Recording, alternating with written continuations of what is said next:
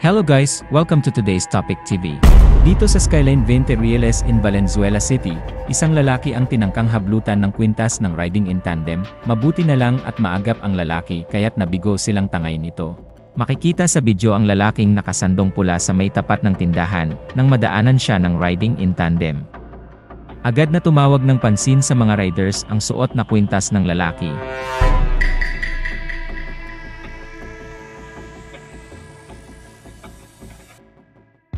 Bumaba ang isa sa mga rider at bumili ng sigarilyo, habang palingalingang pinagmamasdan niya ang lalaking nakapula.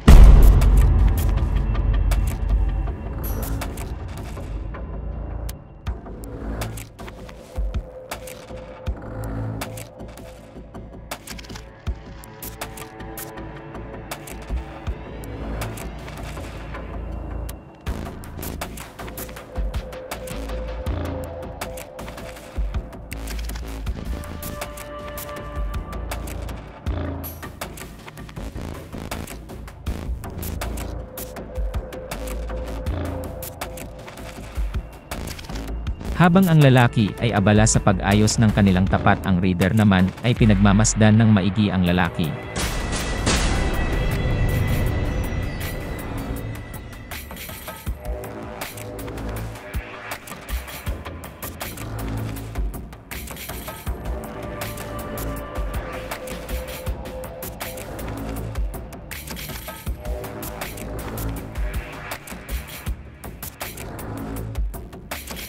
Sumakay ang rider sa motor at unti-unting umatras.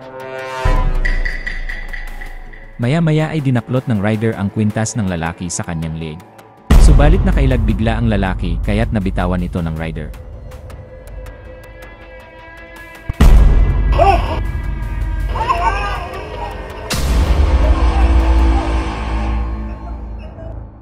Nagpapasalamat na lang ang pamilya dahil walang nangyaring masama kay tatay. Matagal na umanong suot ng tatay nila ang kwintas na yon. Hindi niya ito tinatanggal dahil yun daw ang regalo sa kanya ng kanyang mga anak.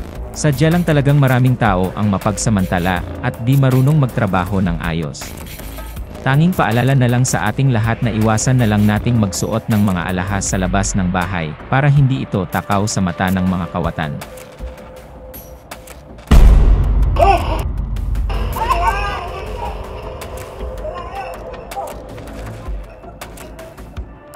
Dito naman sa barangay Kupang Mayamot in Antipolo City, isang tatay din ang natuluyang hablutan ng kwintas ng isang rider na kunwari ay bumibili sa kanya. Sa video ay makikita ang isang lalaking naka-helmet na kung ano-anong itinuturo sa tindero para lang magtagal at kumuha ng tiyempo.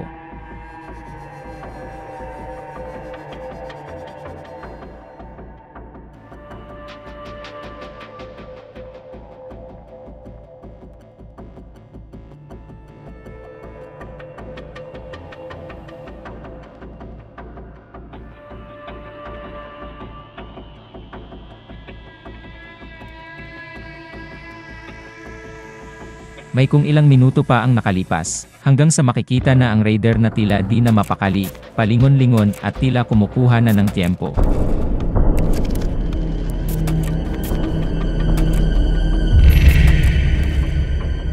At dito na nga niya hinaltak ang kwintas ni tatay.